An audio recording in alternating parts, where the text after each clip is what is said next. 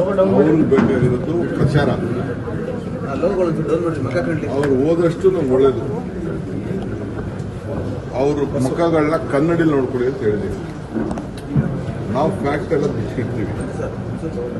ಯಾವ ರೀತಿ ಇವ್ರದ್ದು ಗೋಮುಖ ವ್ಯಾಘ್ರ ಅಂತ ಹೇಳ್ತಾರೆ, ಹಂಗೆ ಈಗ ನಾನು ಕೋಡಂಬಳ್ಳಿ ಎಲೆಕ್ಷನ್, ನಮ್ಮ ಚರ್ಪಟ್ಟೆ ಎಲೆಕ್ಷನ್ ಟೈಮ್ ನೋಡಿದೆ. 4 ಜನ ಹುಡುಗರುಗಳು ಎಲ್ಲ ಬ್ಯಾಗ್ ಹಾಕೊಂಡು ಪಾಣಿ ಎತ್ಕೊಂಡು ಹೋಗ್ತಾ ಇದ್ರು. ನನ್ನ ಕಡೆ ಕ್ಷೇತ್ರ ಅದು.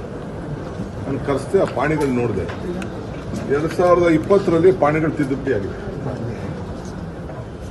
ಈಗ ಬಂದು ಅದನ್ನ ಮನೆಗೆ ಹೋಗಿ ತೋರಿಸ್ತಾರೆ. ಕೊನೆಗೆ ಹಿಡ್ತು ಅದ್ಯಾರು ಕರೆಸ್ತಾರೆ ಅಂತ ಅಂದ್ರೆ ಓಡೋಗ್ಬಿಟ್ರು. ಸೊ ಹಂಗೆ ಈ ಲೀಡ್ಗಳೆಲ್ಲ ಇದಾರಲ್ಲ, ಇವರು ಅದಕ್ಕೆ ಅವ್ರದ್ದು ಮುಚ್ಕೊಳ್ಳಕ್ಕೆ, ಅವ್ರದ್ದು ಇಂಟರ್ನಲ್ ಪ್ರಾಬ್ಲಮ್ಸ್ ಮುಚ್ಕೊಳ್ಳಕ್ಕೆ ಹೊರಟಿದ್ದಾರೆ. ನಾವು ಕಂಪ್ಲೀಟ್ ಎಲ್ಲ ಬಿಚ್ಚಿ ಬೇರ್ ಮಾಡ್ತೀವಿ. ಜನ ಅವ್ರನ್ನ ತೋರಿಸಿದ್ದಾರೆ, ಬೇರೆ ಸ್ಟ್ಯಾಂಡ್ ಅಂತ ತೋರಿಸಿದ್ದಾರೆ.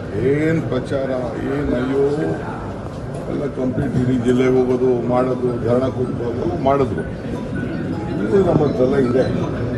ನಾವು ಸುಮ್ಮನೆ ಎಲೆಕ್ಷನ್ ಅಲ್ಲಿ ಸುಮ್ಮನೆ ನಾವು ಮಧ್ಯೆ ಡಿಸ್ಟರ್ಬೆನ್ಸ್ ಮಾತಾಡ್ತೀವಿ ಸರ್. ಅವ್ರದ್ದೇ ಎರಡೇ ಟೀಮ್ ಆಗಿದೆ, ಅವರೇ ಸಪರೇಟ್ ವಕ್ಫ್ ಅಂತ ಯಾತ್ರೆ ಮಾಡ್ತಾರೆ. ಅವ್ರ ವಿರುದ್ಧನೇ ಕಂಪ್ಲೇಂಟ್ ಕೊಟ್ಟವ್ರೆ ಪಾರ್ಟಿಯವರು, ಯಾರು ಅನಾಮಿಕರು ನಮ್ಮ ಚಿಹ್ನೆ ಬಳಸ್ತಾ ಇದ್ದಾರೆ ಅಂತ. ಅದೇ ಅವರೇ ತೀರ್ಮಾನ ಮಾಡ್ಕೋಬೇಕು. ನನಗೇನು 2 ಪಾರ್ಟಿಯಲ್ಲಿ 3 ಗುಂಪಾಲಿ 4 ಗುಂಪಾಲಿ, ನಮಗೆಲ್ಲ ಒಂದೇ ಗುಂಪದು. ನಮ್ಮ ಲೆಕ್ಕಕ್ಕೆ ಒಂದೇ ಗುಂಪು. JDS ಚಿಹ್ನೆ ಬೇರೆ ಅಷ್ಟೇ, ಒಂದೇ ಗುಂಪು. ಅವರು ಅದನ್ನ ಪ್ರಯೋಗ ಮಾಡ್ತಾ ಇದ್ದಾರೆ. ಅವ್ರು ಮಾಡ್ತೀವಿ. ಅವ್ರು ಮಾಡಿದಷ್ಟು ನಮ್ಮ ಬಗ್ಗೆ ಹೆಚ್ಚಿಗೆ ಪ್ರಚಾರ ಕೊಡ್ತಾ ಇದ್ದಾರೆ.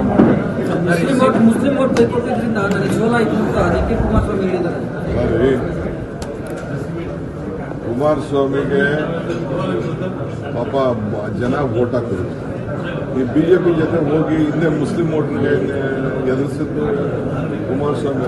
ಮುಸ್ಲಿಂ ಹೆಂಗ್ ವೋಟ್ ಹಾಕ್ತಾರೆ ಪಾಪ ಅವ್ರು ನಂಬ್ಕೊಂಡೇ ಇಲ್ಲ ಮುಸ್ಲಿಮ್ಸ್ನ. ಯಾರು NDA ಯಾಕೆ ವೋಟ್ ಹಾಕ್ತಾರೆ ಅವರು? ನೀವೇನಾದ್ರು ಅವ್ರಿಗೆ ಮಾಡಿದ್ವಿ ಇಲ್ಲ? ಯಾರು ಒಬ್ರು ಒಂದು ಸೀಟ್ ಕೊಟ್ಟಿದ್ದಾರೆ?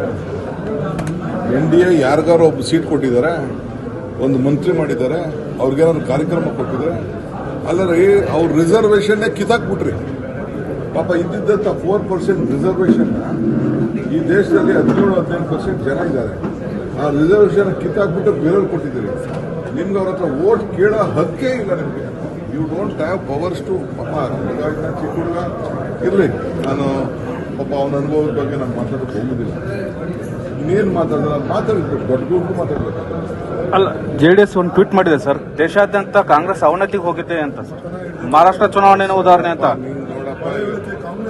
ನೋಡ್ರಿ, ಕಾಂಗ್ರೆಸ್ ಹೇಳ್ತೀನಿ ಕೇಳಿ, ನಾನು ಹೋದ್ರು ಕಾಂಗ್ರೆಸ್ ಹೋಗುದಿಲ್ಲ, ಯಾರು ಹೋದ್ರು ಕಾಂಗ್ರೆಸ್ ಹೋಗುದಿಲ್ಲ. ಕಾಂಗ್ರೆಸ್ ಹಿಸ್ಟ್ರಿ ಈ ದೇಶದ ಹಿಸ್ಟ್ರಿ.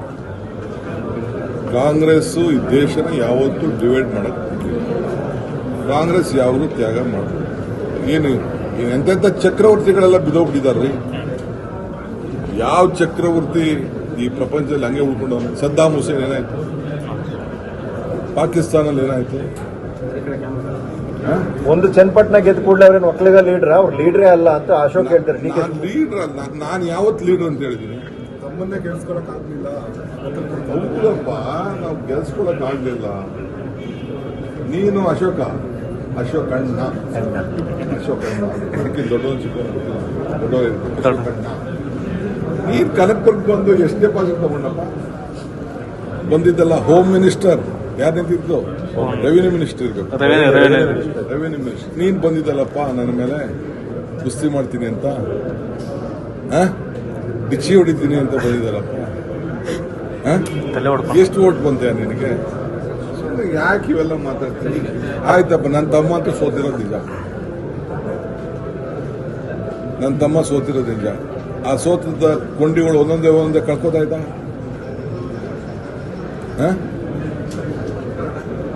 ಅವರ ಏನೇನು ಇತಿಹಾಸಗಳೆಲ್ಲ ನಾನು ಹೇಳಕ್ ಗೊತ್ತಾ ಇರಲಿಲ್ಲ.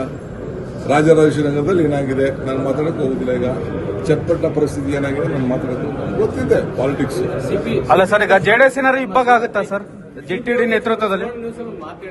ಕಾಂಗ್ರೆಸ್ ಅಧ್ಯಕ್ಷರು ಅಥವಾ ಕಾಂಗ್ರೆಸ್ ಪಕ್ಷ ನನಗೇನಾದ್ರು ಪರ್ಮಿಷನ್ ಕೊಟ್ರೆ 1 ತಿಂಗಳಲ್ಲಿ JDS ಶಾಸಕರನ್ನ ಕರ್ಕೊಂಡು ಬರ್ತೀನಿ, ಅದೇನು ದೊಡ್ಡ ಟಾಸ್ಕ್ ಅಲ್ಲ ನನಗೆ ಅಂತ. ಅದು ಗೊತ್ತಿಲ್ಲ. ನಾನು ಅದಕ್ಕೆ ಸದ್ಯಕ್ಕೆ ನಮಗೆ ಈಗ ಅದ್ರ ಬಗ್ಗೆ ನಮ್ಮ ಮಾತಾಡೋದು ಜಿಟಿಡಿ ಅವ್ರ ನೇತೃತ್ವದಲ್ಲಿ ಏನಾದ್ರು ಆಪರೇಷನ್ ಜಿಟಿಡಿ ನೇತೃತ್ವದಲ್ಲಿ ಆಪರೇಷನ್ ನಡೀತಾ ಇದೆ ಇಬ್ರಾಹಿಂ ಕೂಡ ಹೇಳಿದ್ದಾರೆ sir. G D Deve Gowda is a very senior leader. ಅವರು ಅದೇನೋ ಅಧ್ಯಕ್ಷರು ಅಂತ ಅವರು ಆ ಪಕ್ಷಕ್ಕೆ ಒಂದು ಗ್ರೋತ್ ಆಫ್ ಜನತಾ